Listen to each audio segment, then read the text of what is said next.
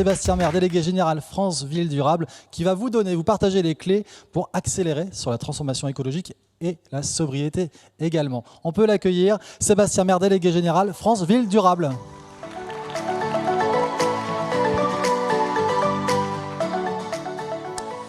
Merci beaucoup, bonjour à toutes et tous. Merci beaucoup de me donner l'occasion d'intervenir devant vous. Je suis délégué général de l'association France Ville Durable, une association de parties prenantes professionnelles, publiques et privées, pour la ville durable, dont l'intérêt principal réside dans sa composition.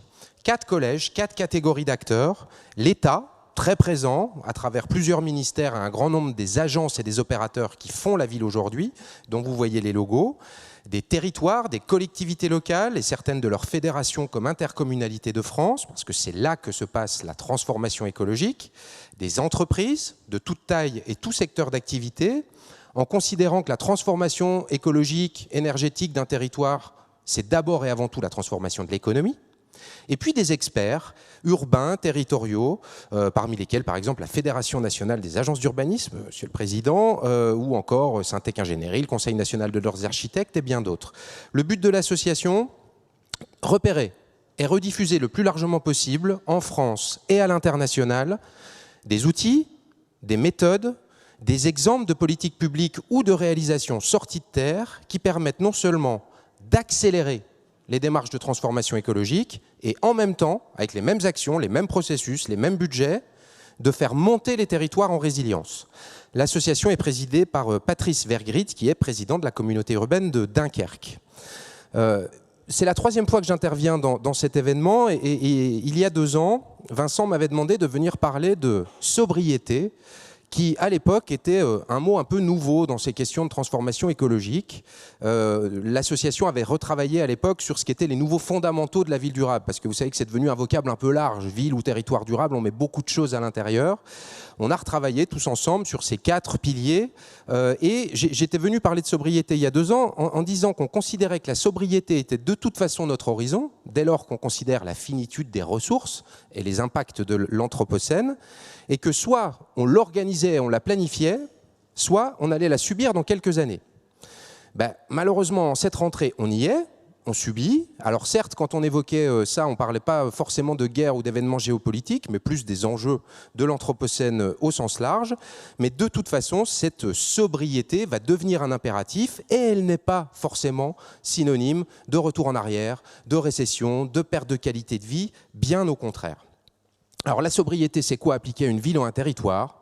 C'est penser le développement et le fonctionnement de son territoire comme étant compatible avec les limites physiques de la planète. Remettre de la physique dans nos visions sur les territoires, ce qu'on a peu fait jusqu'ici. Et elle ne concerne pas que l'énergie. Aujourd'hui, on parle beaucoup de sobriété énergétique. C'est la crise, il va falloir faire des économies d'énergie, etc.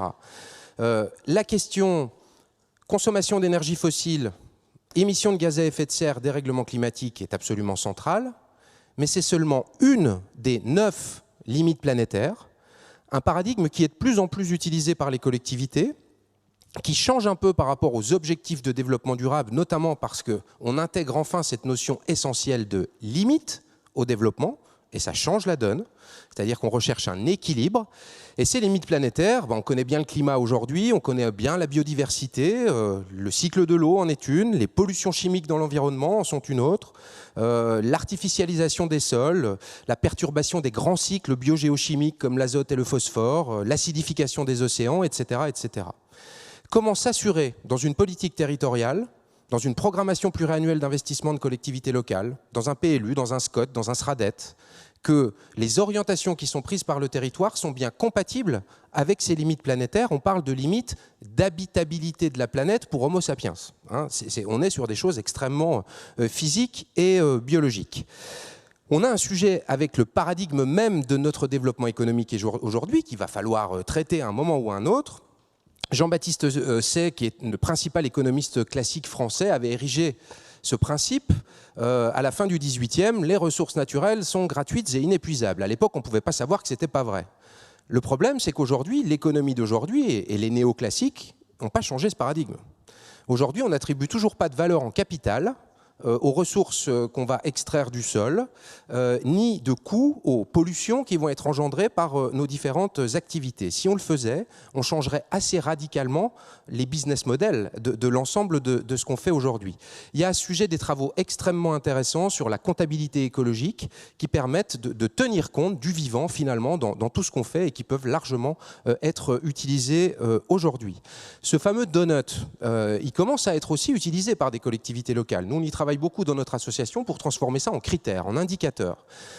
Il est très pédagogique aussi.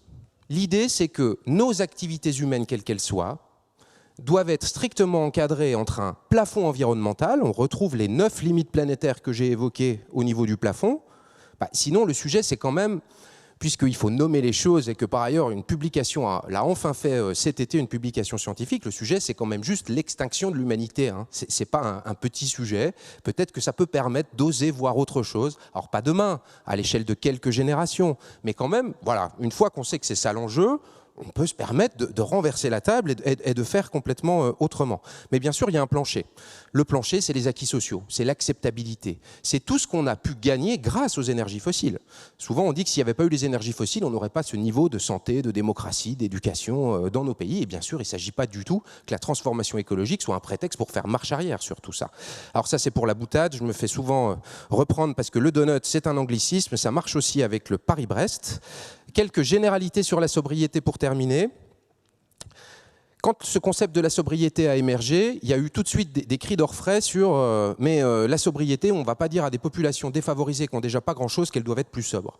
C'est tout à fait juste. Et la sobriété ne concerne pas tout le monde. De la même manière, la sobriété, elle concerne avant tout les pays les plus riches et à l'intérieur de chaque pays, les personnes les plus riches. Il y a un lien intrinsèque, mécanique, automatique, entre pouvoir d'achat et émissions de carbone. Hein. Plus on a de pouvoir d'achat, plus on émet de carbone. Donc la question de la justice sociale, dont on a beaucoup parlé en cette rentrée, elle va être complètement centrale sur ces questions de sobriété, d'adaptation et de réorientation de trajectoire. La sobriété, ça peut aussi être un projet politique. Un projet territorial. Argentan, communauté de communes de l'Orne, nous a rejoint récemment et a déjà érigé la sobriété il y a 5 ans en projet de territoire dans son PLU. Ils en font aujourd'hui un argument de marketing territorial, d'attractivité. Et ça fonctionne très bien parce que de plus en plus de populations urbaines notamment cherchent à aller s'installer ailleurs et Argentan mise beaucoup sur la sobriété qui a été pour la collectivité une source d'économie. Ce concept de la sobriété comparé à celui du développement durable, qui devient de plus en plus un oxymore, c'est que le développement durable, ça coûte plus cher pour des résultats qui ne sont pas tout de suite. La sobriété, ça coûte rien pour des résultats immédiats. Ça intéresse beaucoup les directions des finances dans les collectivités quand on leur en parle. Ça marche aussi pour l'activité économique, bien sûr, parce qu'il faut toujours créer de la valeur. On a besoin de continuer à créer de la valeur, notamment parce que notre protection sociale, enfin le financement de notre protection sociale et de nos services publics en dépend. Je vais citer Link City, qui est une filiale de Bouygues Construction qui est adhérente de France Ville Durable. Rénovation d'un ancien garage automobile, donc on prend du bâti existant, on a 4000 m² physiques, mais on a 6000 m² qui sont commercialisés parce qu'on joue sur la chronotopie et donc on commercialise le même mètre carré à des moments différents de la journée. On a donc de la création de valeur sans mobilisation de ressources, d'énergie, de matières supplémentaires. C'est exactement sur ce genre de choses qu'on a besoin d'innovation aujourd'hui. Comment allons-nous arriver à maximiser l'intérêt de tout ce qu'on a déjà construit, qu'on a déjà produit, qui est déjà sorti de terre? Il y a énormément de champs à créer, de nouveautés sur ce sujet-là. Alors, ramener au particulier, c'est un peu pour la boutade aussi.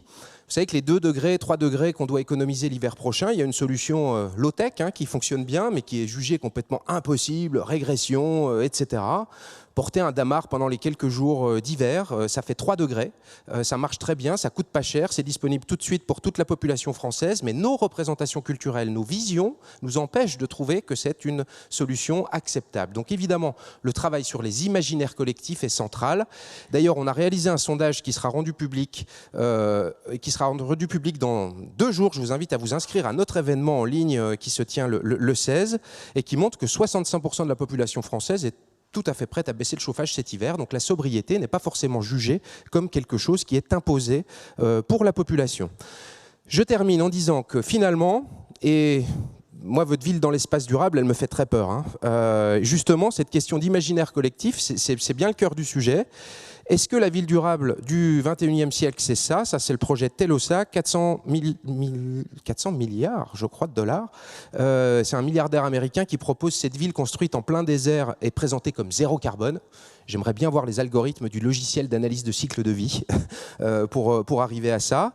Ou est-ce que c'est ça qu'on a présenté l'année dernière à notre événement, un écoquartier labellisé par l'État, 100% low-tech, 100% biosourcé, qui a coûté moins cher qu'un écoquartier normal et cerise sur le gâteau, quelques années après sa livraison, qui fait partie des écoquartiers dans lesquels les habitants sont les plus heureux de vivre. C'est compatible, c'est possible, nous avons toutes les solutions. Cet écoquartier, il a été construit par Philippe Madec, qui est à l'origine de ce manifeste pour une frugalité heureuse et créative en architecture. Je vous invite à le consulter, il a été signé par beaucoup de monde. Il fixe un cap vraiment intéressant. Et surtout, ma dernière discussion avec lui, et c'est là-dessus que je conclus, lui considère que le terme sobriété n'est pas approprié.